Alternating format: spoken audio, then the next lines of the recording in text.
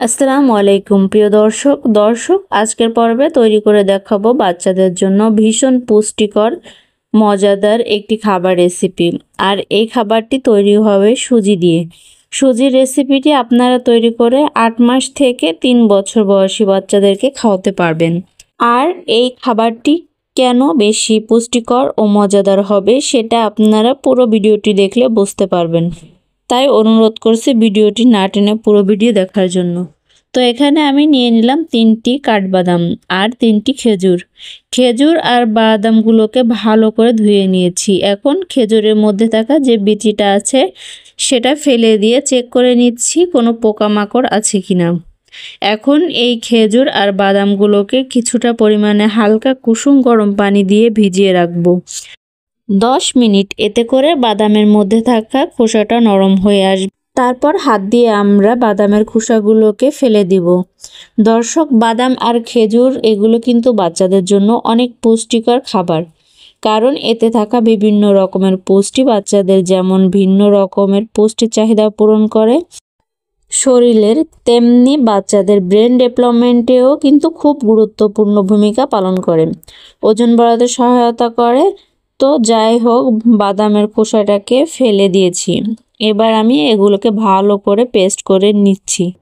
আর এই যে দেখুন, এরকম একটি মিহিন পেস্ট তৈরি করে নিয়েছি। এবার এটাকে নিয়ে চলে যাচ্ছি চুলায় একটা প্যান দিয়ে দিচ্ছি এতটুকু পরিমাণে ঘি। এখানে ঘিয়ের পরিবর্তে বাটারও দেওয়া যাবে।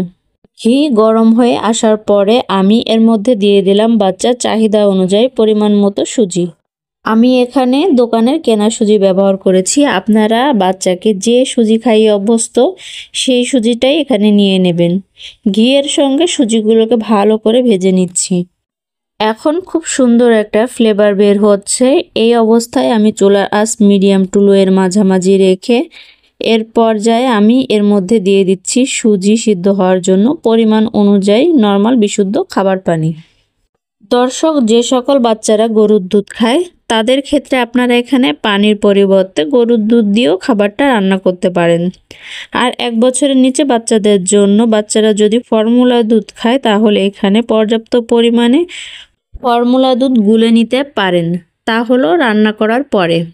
ফর্মুলা দুধ দিয়ে খাবারটি রান্না করা যাবে না, কারণ ফর্মুলা দুধ চুলায় দিয়ে রান্না করলে পুষ্টিগুণ নষ্ট হয়ে যায়।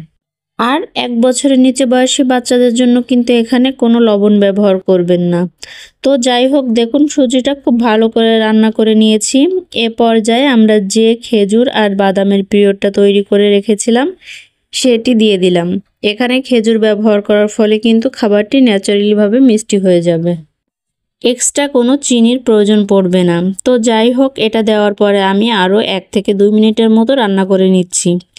তারপর যে যেমন লিকুইড রেখে বাচ্চাকে খাওয়াতে চান সে সেভাবে চুলা থেকে নামিয়ে নেবেন।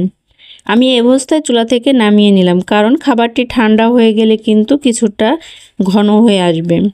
আর এই তো তৈরি হয়ে গেল বাচ্চাদের জন্য অনেক বেশি পুষ্টিকর, স্বাস্থ্যকর ও মজাদার একটি সুজির রেসিপি। দর্শক, সুজি আমরা বাচ্চাকে বিভিন্ন উপায়ে খাওয়াতে পারি, কারণ বাচ্চাদেরকে একইভাবে সুজি খাওয়ানো কিন্তু বাচ্চারা খাবার খেতে চাইবে না। এই জন্য খাবারে ভিন্নতা আনা প্রয়োজন।